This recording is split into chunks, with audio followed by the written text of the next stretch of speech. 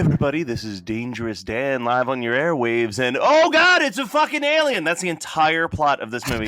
This is Bad Channels from 1992, as picked by Brian.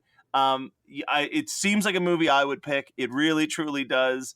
It had been on my list for a while, but Brian has probably the exact same childhood nostalgia that I have for this movie since I rented it so goddamn much. So, Brian, why did you pick Bad Channels? Because Bad Channels, to me, is full moon features. This is full moon features. I don't like Evil Bong and fucking Ooga Booga Man, like those like meta. All right, we realize we're a fucking shit company, so let's make shit movies intentionally. Is not full moon to me. Like this movie, it's got a lot of faults, and it is not a great movie. But they tried. They gave their best, and they tried to make a movie with this one, and I love it for it. It's so endearing to me. So, and I've got a lot of notes for this, but let's start with the fact that somehow Full Moon Pictures got Blue Oyster Cult to score the entire movie, which, what was Blue Oyster Cult doing in '92? I know, not much. Still, they had to have had. Yeah, they couldn't have been hard up for money. Like, Don't Fear the Reaper is one of those songs that probably pays the bills for all eternity. Yeah. So, I don't know. That's what I mean. Like, what do you mean they didn't have time? How many times did you have to practice that one song that everyone knows? Listen, they had two songs that everybody knows, all right? There was I'm Burning, I'm Burning, I'm Burning for You. That's true. That's true. I'm sure a Blue Oyster Cult concert would be like, I can't remember the fucking band that I saw at Hangout Fest. They sing the song, I could lift you up. I could take you where you want to see. They played that 3 times at an Well, that's so they had 2 covers. They did a cover of Weezer, which was cool. They did a cover of Michael Jackson. And then they played that song 3 times because they're like, we're losing them. This is the only song we have. Oh my God. When Schropp saw Less Than Jake one time, their opening act was Tommy Two-Tone. And he played Jenny 3 times in his set. He opened, it was in the middle, and then he closed with it. And when I saw Montel Jordan, he played a 20-minute set, and somehow This Is How We Do It made it in there twice. Sometimes that's just what you got. But as we all know, Blue Oyster Cult was the focal point of one of the greatest movies ever made, The Stoned Age. So, oh my damn God. it! Why did you? I so enjoyed that movie. You can fast forward to the end of this episode where I actually have that as my. Let me tell you something. Damn it!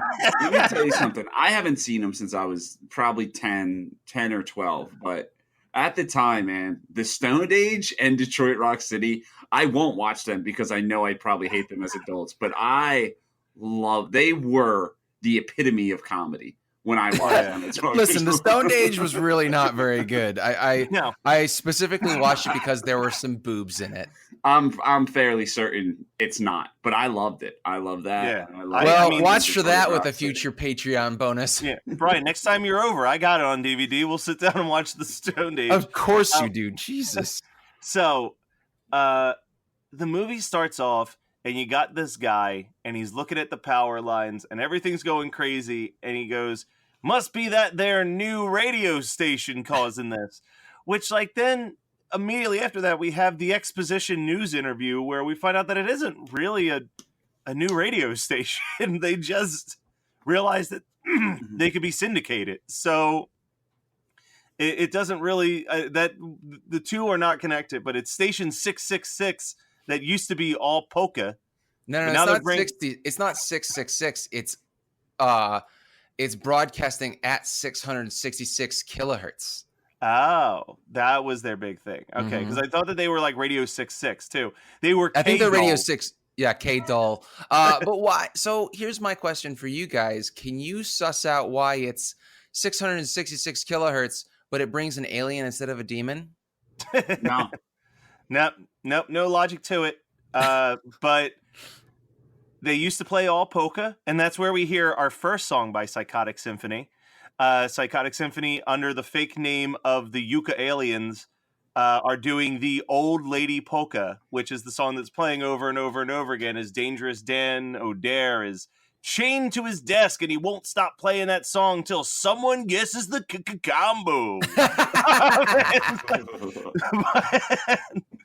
And I kind of remember like radio giveaways like this. Oh, hell yeah, dude. Like, this was definitely a thing in the 90s. This is a very of the 90s movie. Well, like, who listens to well, I mean, there's no radio anymore. It's all Spotify or like, iHeartRadio, whatever.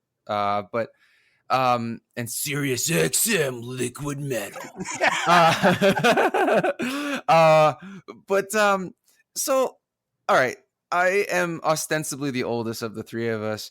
And I remember there were shock jocks like in Canton, which is is the biggest town near us. So we had, it was 100.7 WMMS. And they would do giveaways and they would have shock jocks who were, I mean, really, they didn't even shock me. And I was a little country bumpkin. So there's not saying much, but I remember that my best friend growing up, my other best friend besides Mario, his name's Eric, and so they would do the top 10 at 10. It was like the 10 most popular or like most requested songs of the week. And if you call in advance, they would be like, okay, you get to do like a 10-second blurb before song number 9 or 8 or whatever, blah, blah, blah. And people would make personalities. And so Eric had these 3 personalities, and one of them was Pissin' Pete. And so he would pour water into the toilet. He'd have the phone with him. He'd pour water into the toilet while he was saying whatever the song was. And I specifically remember because Eric recorded he taped it off of the radio to show it to me later that he got on the radio as Pissin' Pete, and it was whatever song number it was Shame by Stabbing Westward. And then the shock jock goes, and shame on you, and then played the song. So that is the most 90s memory I can come up with. We actually won tickets to Disney World. The first time I went, as far as my memory goes back, because my mom called like a country station, and it was caller 401 Disney World tickets. And she called, she won, and I was shocked that 3 other people listened to that country station to be the first 3 callers. But we went to Disney for a week. The other thing about that I always remember is because like they recorded, everything is on a time delay. And like when my mom was caller 4, she was like, "Oh, cool." And like that was, but then like, because I was standing next to her when it happened, but then they play it on the air and they're like, "Hey, you've won the tickets." And like it cut to a completely different person going like, "Oh my God." And then it was my mom for the rest of the call where she's like, "I'm Donna Kelly." Like it was so ridiculous. That would have been so much funnier if they would have just like not given your mom the tickets and been like, "Oh, there she goes. There she got the tickets," but like not give you the tickets. Yeah, off to someone else. So no, not give the tickets out. So we've got a 4-piece marching band. So weird. Practice. And she's I like, forgot we're talking about this movie. Yeah. So Bunny, yeah, but we're missing a couple things. So the first thing that I have, like, it's not my first note, but it's the first thing that we haven't discussed yet. The guy that's at the power station, I called him the Kmart Reggie Bannister. Okay. Because he looks like okay. And then we get to the truck stop. That's the next thing we see. Oh, Peanut and Cookie? Yeah, Peanut and Cookie. And Peanut is another Kmart Reggie Bannister. But it's actually he's the guy in Fast Times Ridgemont High that complains about his breakfast to Judge Reinhold. He's like, and then Judge Reinhold says, "I'm going to kick 100% of your ass." Yeah. Hope you had a hell of a piss there, Arnold. We're introduced to Bunny, who has the worst voice. Oh, she's great, man. She's like, "You sound like a real airhead, Bunny." Yeah. I like to try to make the tickets. It's like, oh my God. And also in this movie, who's a terrible actress, is Martha Quinn from MTV playing Lisa, the news reporter. Yeah, she shouldn't be. She shouldn't be the main. I don't want to say final girl, but I guess that's what you would consider her. She shouldn't be the main character. She's awful. We completely overlooked the greatest acting in this movie, though, in my opinion, which is the fat guy that's in the DJ booth with him when he looks outside to see where the hell the guy is with the cheeseburgers, and he does a double take when he notices him on the ground. Where's my diet? Yeah, good fucking question, fatty. I think that joke was entirely intentional. I don't think they're that stupid.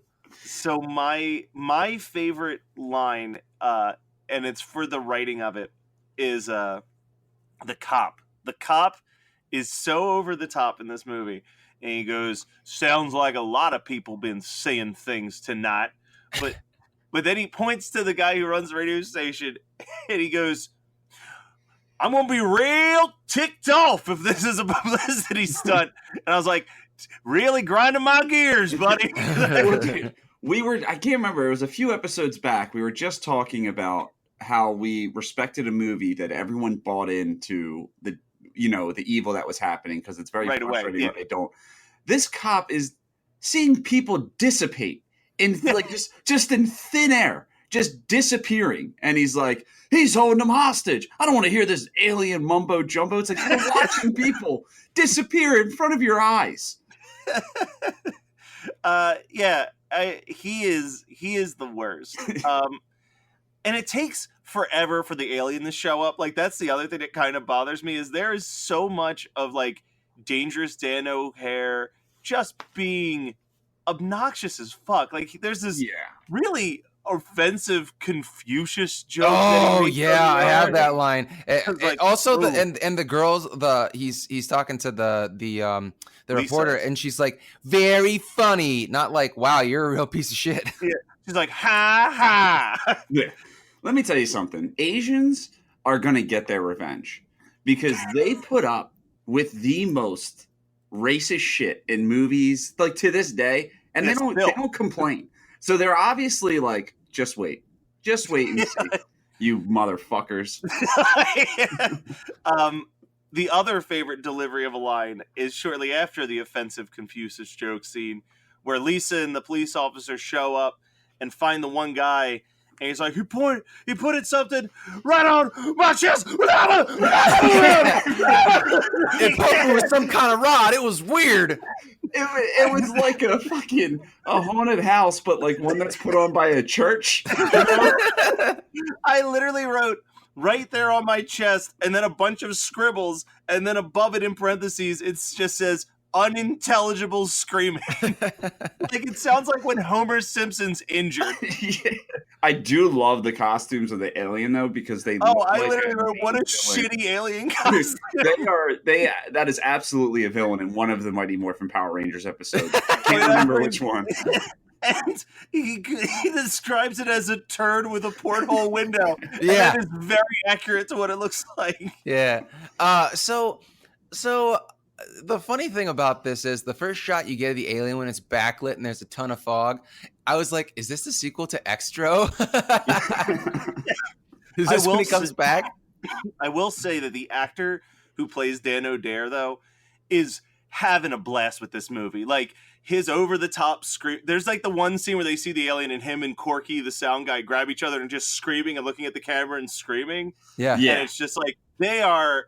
I can't tell if the rest of the cast is having fun with this movie, but they are on cloud 9 while shooting this film. Yeah. So I wanted to tell you something about that guy. His name's Paul Hipp, and he's been in a ton of shit. He is also a Philly native.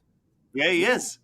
He talks about that in the DVD that I have for Bad Channels also comes with a 12-minute video zone behind the scenes. Oh, nice. And he makes the name drop to being from Philly. He's like, ever since I was a little boy in Philly, I always dreamed I'd be in Los Angeles fighting a man in an alien costume with Lysol.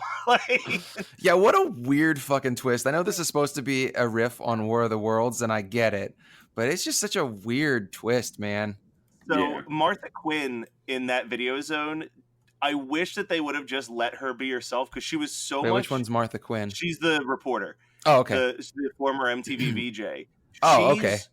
She's so funny and charming in the interviews on this Video Zone, and then like she's so just bad at acting.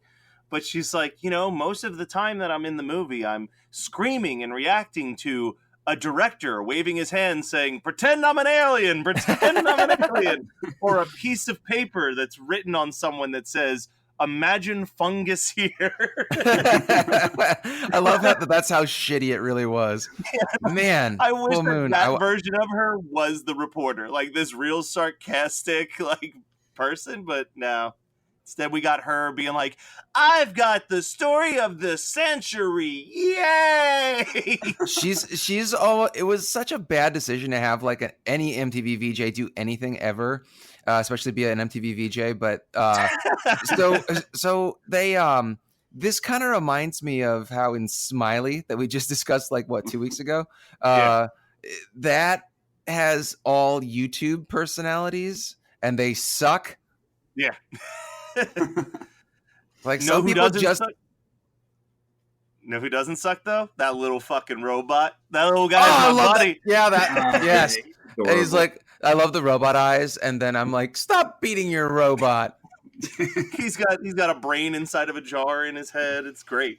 Yeah, I'm thinking like, is this the sequel to Silent Night, Deadly Night 3? Can only hope. Peanut has a line that I don't totally get what it means, but he goes, "This guy's crazier than a tree full of owls." Yeah. So Peanut is such a weird. Yeah, this sumbitch is crazier than a tree full of owls. Yeah. Oh man. But then we get the Blind Faith first song. Music video. Here's the thing, Scott. We're gonna talk about the music videos real quick. I'm fine with it. I'm all about it. You've made fun of me a whole lot about the Psychotic Symphony. Okay, so this is going to be embarrassing. Wait. I have to preface what you're going to say. I like Psychotic Symphony's video in this. That's what I was going to say. Especially compared to the other 3 videos, it almost and this stems even further in the Video Zone thing. It feels like Psychotic Symphony was the only band that like came into this movie and they're like, we've got a vision, we know what we want to do, we know what this needs to look like. Whereas the other bands were just like, yeah, just put us in a location, we'll just play. Oh, well, fuck the grunge band the worst. They're awful. Oh, yeah. DMT with Touching Myself again. Just touching myself again. It's so bad. Yeah, I actually I've seen this movie maybe 3 or 4 times, and I forget every single time that scene happens because I fast forward through it. Yeah, no, I fast forwarded through the first 2 music videos because I've no. Blind Faith isn't so bad. Blind Faith is a good song. It's a good song, but the video is dull as dirt. Like but it's got Cookie dancing around. It's funny. I don't know. Yeah. So Blind Faith they were sung by Fair Game. No. Fair Game is the name of the song, right? No. The song's Blind Faith. The band is Fair Game. Okay. And the intention, according to the Video Zone anyway, was that they wanted to find an all-female rock band. What they ended up finding was this band Fair Game that was all female musicians and a male lead singer. Because at first I was like, what, did they just grab random girls to pretend to play a guitar? I checked on this too. But no, that is the actual band. Yeah, the DMT video for Touching Myself Again, like literally, it just Smells Like Teen Spirit on a lower budget. Like yeah, that's it's what also they did for a lower budget with this song that is kind of like a crossover thrash song too. It's so Touching Myself Again is a really shitty song. The only thing I like is like the guitar riff at the start, and the rest of it is trash. But that's the worst part about the song, Matt. Well, you also like 90s grunge, and I can't fucking that's the thing. I adore 90s grunge. So the guitar riff, I was like, all right. I just don't even like. To me, there wasn't even a music video in this movie except for Psychotic Symphony. Yeah, no, the rest was just performances. Yeah, that's fair. But like, if you watch the Video Zone on this, the Video Zone is 12 minutes long. The first 6 minutes of the video is just like the behind the scenes on the actors and the special effects stuff. And then there is a full 5 minutes dedicated to like, who is Psychotic Symphony and how did they find them? And like all the, like the history of the band. And then they're like, and also Fair Game and DMT are in this. And then they move on. So like, it's very clear that they were like, this is the band. Like they had expectations that this band was going to take off, and they wanted to really showcase it. And I think, like I said, is the song great? No, it's kind of catchy and weird and different, but they are the only band out of the three that is completely on a different level doing their own thing. Like, Fair Game is just a hair metal band. And it's the wrong time of year wrong year to be a hair metal band. It's like 92. Like that's when everything was dying. But they're just like, no, we're doing our own fucking thing. Like they are, and probably the best guitar player out of the three too, because that nun could fucking wail on that guitar solo. Yeah, so I respect Psychotic Symphony so much because I could never do what they do. Yeah, like they just make embarrass themselves. Yeah, like it's so tough for me every week to do this podcast in the comfort of my own home. You know. Well, so the reason why that band broke up was that the guitarist, David Lee Roth, hired him to be his full-time touring guitarist, and that's what he's been doing ever since. So like the rest of the band kind of disbanded from there, but they were saying on the Video Zone that they wore the costumes on and off the stage. So when they signed the contract, they signed the contracts with them while in like their costume. He's like, I still don't know what some of these guys look like. It's very weird to have like a dude who's wearing a mask of a blown out cheeks and vomit spilling out of its face, signing a contract in front of Like I really liked Nightmare on Elm Street 5. Yes, I've seen the mask. It looks like the Nightmare on Elm Street 5 mask. Okay. Oh yeah. Now they're ahead of their time because I mean Slipknot did the exact same thing, just not fun. Yeah, and that's the thing. I think that they're a very fun Slipknot because the costumes are outrageous and the music is so weird. It's the weirdest. It's so music. Fun. I mean, the whole idea of like it doing that like kid fucking chorus and then right into hard metal, like it is such a fun song. I have hard metal. You know. What is that word? If you ever get a chance, Brian, Google Psychotic Symphony live, and someone filmed. That's made me watch them, dude. They are like what they're you out of see control. In this like video is them the whole time. No, it's actually they were more energetic live. I mean, like I was in a death metal band and I did vocals and played guitar for 8 years, and I was always like, man, this is a hard job to do both. But those guys were doing more work each. The guitarist has some weird contraption, and you see it briefly in the music video, but you see it live a lot of the time, where he has his guitar like wired to his hands so that when he's like doing the feedback, he flips it so that it's floating and it makes it look like he's causing the guitar to levitate for the feedback stuff, and then flips it back into playing. And I'm like, that's he's literally a magician. How big was Psychotic Symphony? They were really big in the LA music scene, and that was it. Like where they were from, they were like everyone was talking. They were just. I mean, let's call them what they are. They're a more talented green jelly, is basically all that they were. But I'm just saying, it's like I another reason I respect those bands is you guys were in bands, so you understand. Every band has it's a rite of passage where they just play in front of like a bunch of people that aren't giving a shit, right? Yeah. And like that is so tough. Like you got to think like I went to see Gwar, and Gwar was super famous when I went to see Gwar. But there was like a time when they were just like these college kids and like, all right, we're gonna decapitate our president, Ronald Reagan, and the crowd's just like. Well, that's like I think about the whole reason the Aquabats were a thing. I remember someone telling me was that the only reason they fought monsters on stage was it was a way to get their friends into the show for free. Was they're like, oh, they're with us, dude. One of the greatest was a local band. Like the greatest thing I've ever seen, where it's like no one really knew who you were, but this is how you get them to watch your show. Is when you first booked Hey Hey. And no one had any idea where they were, so they just set up a bunch of Segas with Mortal Kombat in them. And it's like, well, play the game while we play our music. And they had a whole crowd of people. 90% of them were either watching people play the game or just playing the game. But regardless, they had a crowd around them. That's pretty genius. That's what we do at Mania. Yep.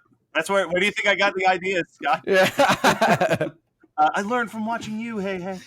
So I have to say, though, back to the actual movie, what the fuck is wrong with this nurse who just walks into a surgery and is like, you've got to hear this crazy rock shock jock on the radio? Yeah. You would think like someone that's doing open heart surgery would want to listen to like Miles Davis. It's like, listen to this guy, he's a pervert. Yeah.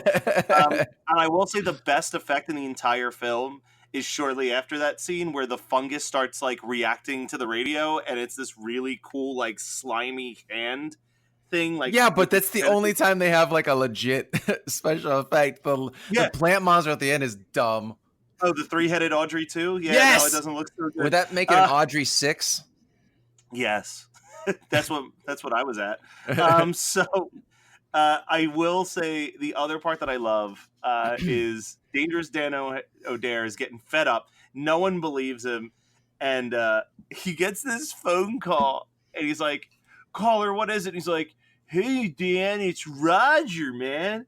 And he's like, get off the phone, Roger, you fucking idiot. And then it cuts to the guy outside. He goes, the F word, I'm ruined. And then it cuts this is back basically to UHF. But then it cuts back to the dude on the phone and he goes, I didn't know you could say that word on the radio. Yeah. If they wanted to make this a more realistic movie, they would have like 40 minutes into it while he's being taken over by aliens, like, help!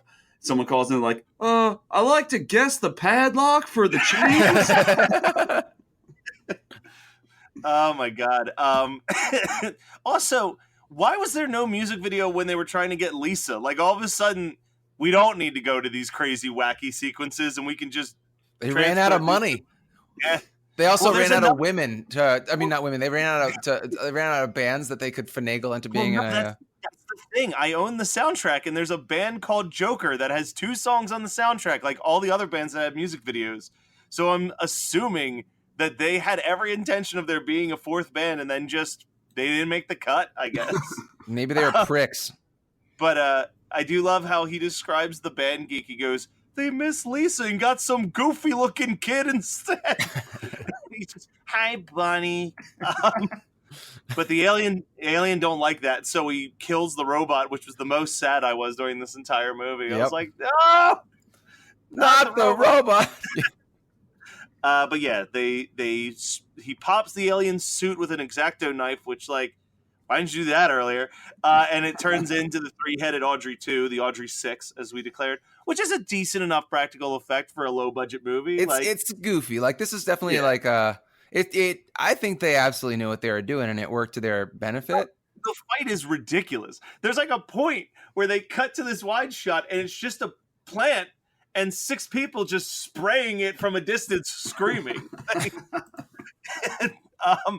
But the one thing that I had that's a little my suspension of disbelief was I wrote, thank God that nurse just was carrying exclusively cleaning supplies. When she gets unshrunken, her cart falls over and it's just like 40 bottles of Lysol go flying across the room. Yeah. Is that really what nurses carried around in 1992? I don't know. I'm just asking questions. I guess so. But they kill the plant monster and everybody's safe except for Bunny, who remains shrunk until Demonic Toys versus Dollman, where I guess she didn't want to be in the movie, so suddenly it's the nurse that was never unshrunk. Oh, and is it the same woman who plays the nurse in this? I think so. But for some reason, her and Dollman end up having a relationship. I thought it was the nurse that never got unshrunk. No, it's Bunny. It was Bunny. Oh. Jade noticed that immediately, and she wasn't even watching the whole movie. She was like, as they were like fighting the alien, she's like, wait, wasn't there 4 of them in a... I like how that really pisses your girlfriend off. Like, what the fuck? Where's the reality here? This movie created her. Because when she comes in midway through a movie, she's just confused. That's the way you got to keep them, man. And this is definitely one that sitting down and trying to explain it. It's like, well, War of the Worlds. Well, it's kind of like that, but like stupid. Reverse. Yeah. Well, the thing that's what I like about, I don't know. I like the movies that we discuss when it's like, it would be twice as much work to explain it to someone as it is to just let them be confused. And so that's the way Megan lives her life with me. All right, you guys got any last notes on this episode of the Psychotic Symphony fan club? Or... I don't have any more notes about the movie, but I have another memory to share with you guys. So whenever I think of bad channels, I think about the sickest I ever was in college. I got food poisoning and I thought I was going to die. It was senior year, I want to say. And it was a Sunday night and I wasn't feeling right. And then things started to happen and I was like, oh God, these things have never come out of my body in such a way before. I'm dying. And I couldn't sleep. I was in so much pain. And so I turned on sci-fi because we had free cable in the dorms, which was fantastic because I didn't grow up with cable. So it was like, this is awesome. I can watch cable all the time. And I got, jack shit done in college. Although I got good grades. I just was a lazy piece of shit most of the time. But anyway, so I'm like writhing in pain for hours and I'm kind of delirious. And I specifically remember that it was like all horror movies. And I don't know why it was all horror movies because it was Valentine's Day. It was literally February 13th. It was like the night before Valentine's Day. So I spent Valentine's Day. Was it a Friday though? No, it was a Sunday. Okay, even weirder. I got it made no sense, but they had all horror movies playing. And I remember watching bad channels. I think it was all full moon stuff too. But I remember watching bad channels. And it had been so long since I'd seen it that I was like in and out of consciousness. And I look over and it's the Psychotic Symphony part. And I'm like, oh, it was too much to take. It was too much. Mr. Paris, set a course. Set a course. Set a course for the unstoppable Jack and Jen podcasting the impossible. Star Trek Voyager being the material. Wine is the vehicle, just like milk for your cereal. Here we go, blast into the Delta Quadrant. Uncharted territory, but we're on it. So pour me another glass of Cabernet, cause it pairs well with different parts of the galaxy. Never in my life was a cruise so brave. Never was a time that I lacked rosé. But you learn something new each and every day. To explore new things is a Starfleet way. Podcast hailing from the Geekscape Nation, talking Star Trek with the wine persuasion. So you wanna live long and prosper fine? Then you better tune in to 7 of Wine. And this is 7 of Wine, where we review an episode of Star Trek Voyager and a bottle of wine at the same time. Yeah. I'm Jacqueline. I'm Jennifer. This is 7 of Wine.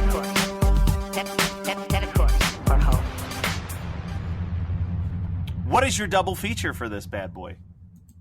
Well, I already told you mine. Oh, was that for real? Yeah, I wasn't kidding. Yeah, you guys cock block me on my double features like every other week. It's ridiculous. So I figured out what my double feature was while watching the Video Zone because I was not aware that the director of Bad Channels made another movie prior to this. He's also the director of Terror Vision, which is a perfect double feature with this movie. And a much better film. Definitely a better film. The Terror Vision is like if the Psychotic Symphony sequence never ended. But delightful movie. Makes sense. I think that was with Empire. That was an Empire movie, yeah. Yeah, so he's got that Charles Band connection. But I'm going with Terror Vision as my double feature. Interesting. How about you, Brian? So this movie stars Sonny Carl Davis. Sonny Carl Davis was in Jack Black's not great movie Bernie, which also starred Jack Black. And Jack Black did a little short film called Tenacious D Time Fixers, which starred Michael Keaton, who was in Beetlejuice. Oh, Jesus. Yeah. So that is irrelevant to the question you asked me. The question you asked me is, it's just a good time to do it. Yeah. What movie would I pair this with? So I really am relying on the music for this. And I would probably see there's a lot of good musical horror movies. Cannibal the Musical, Phantom of the Paradise. I haven't seen, but I heard. So it's got to be something that's good. So I think that I'm going to do Shock Treatment. Okay. I love feature. So I love Shock Treatment. I will say my plan B because I thought Scott may have taken TerraVision. My plan B was Airheads. I think would be a delightful. Yeah. Actually, that's a really good one. See, I'm always stuck on the horror. Yeah, you don't always have to go horror. Yeah. But what I will say, guys, is we're going to be talking about Airheads and probably a couple other things over on the Patreon page. So if you go to the Patreon page, patreon.com/HMN podcast, the Bad Channels episode is going to keep on moving with us discussing some of our favorite like fictional bands in movies. So go and check that out. But in the meantime, stay tuned, Horror Movie Night listeners. We'll be back next week with another movie that people might not know is music video influence, because it's basically the plot line of Aha's Take On Me's music videos. So get ready for that. And meanwhile, go and hit up our Facebook page, our Twitter account, our Instagram. It's all HMN Podcast or HMNpodcast.com, or email us at HMNpodcast@gmail.com. But until then, we'll be back because we're so happy. We're so happy. I'm kidding. My life really sucks.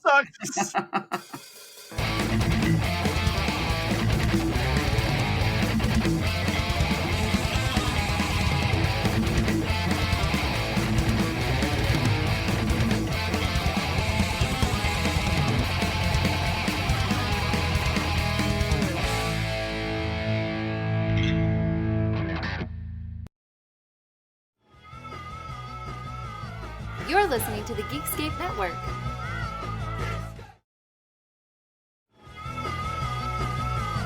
You're listening to the Geekscape Network.